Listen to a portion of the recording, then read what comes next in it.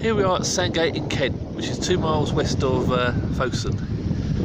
Here we are looking at Sandgate Castle in 1539. With the threat of invasion from France and Holy Roman Empire from Europe, Henry VIII was forced to strengthen his coastal defences from Milford Haven in Wales to right on the south coast, right up to Hull in Yorkshire.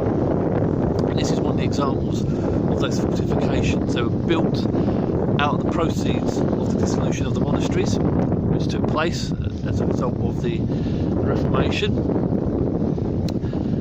Work began in 1539 and ended in 1540. By that time, the threat of invasion had receded. There's the purpose of building this castle here. Most of Henry's castles built during this period was primarily to defend an anchorage or a port or a harbour. All we've got here is just a village and a shingle beach, and this was a vulnerable piece of coastline. You see France, you can see France over there on clear days. Sometimes you see Cape Grenade, not today. But this was a vulnerable stretch of coastline, and this castle was built specifically to defend this shingle beach, which stretches all onto Hythe. You've got Romney Marshes over there.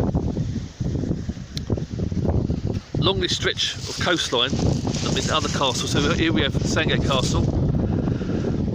Further along, the nearest fortification built by Henry VIII was on the top of the hill at Folkestone, overlooking the harbour. Then you've got the Warren, and then you've got Dover Castle, and then beyond that you've got Deal and Sandown Castle, which he built. There's no evidence to suggest that Henry VIII visited the Sandgate Castle, but in the state papers of Henry VIII it's recorded that he visited Folkestone in 1842, and it's highly probable that he came here to view the works here.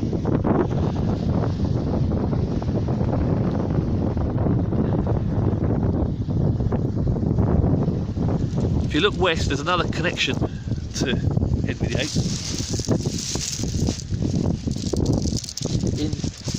On the 24th of May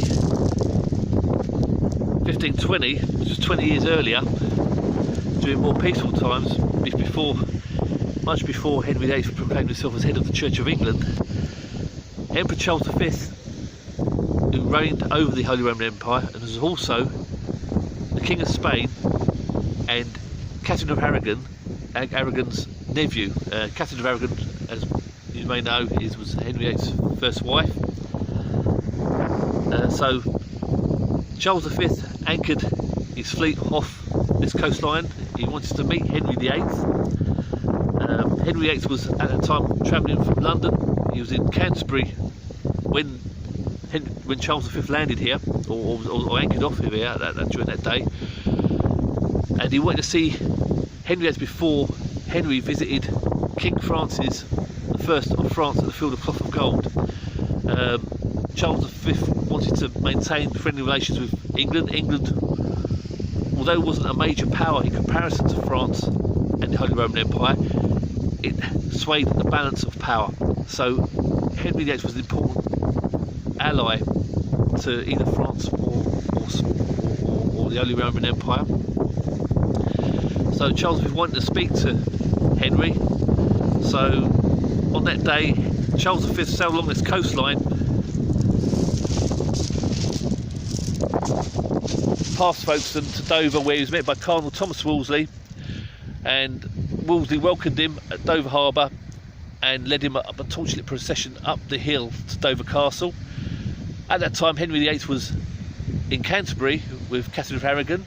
On his route to Dover, he wanted to spend a few further days at Canterbury, so he dashed to Dover, met Charles V, and he brought Charles V to Canterbury.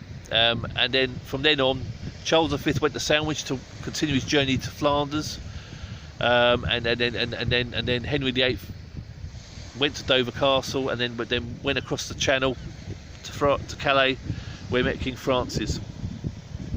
So that was 20 years before the construction of this castle.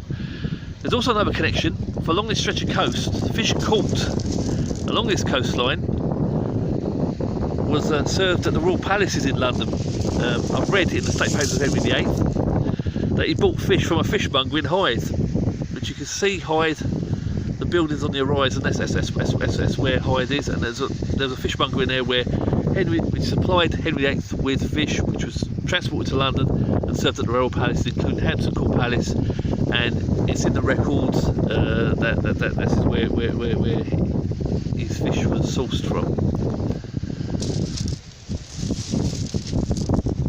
As we look at Sandgate Castle again,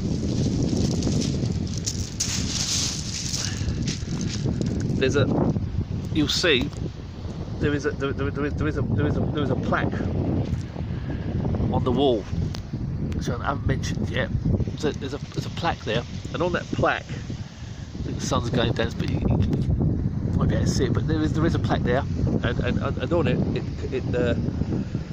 states that Henry VIII's daughter, Queen Elizabeth I, rested here on the 28th of August 1575, and Queen Victoria and Prince Consort Prince Albert visited on the 8th of August 1855. So you've got several other royal connections with this castle and this stretch of coastline.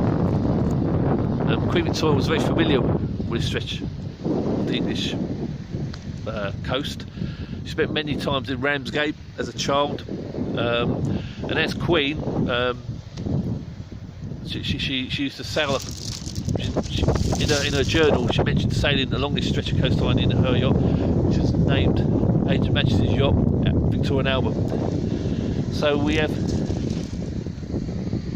lots of history along this stretch of Kent coastline.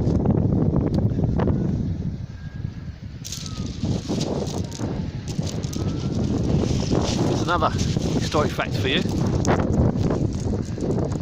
See the house, I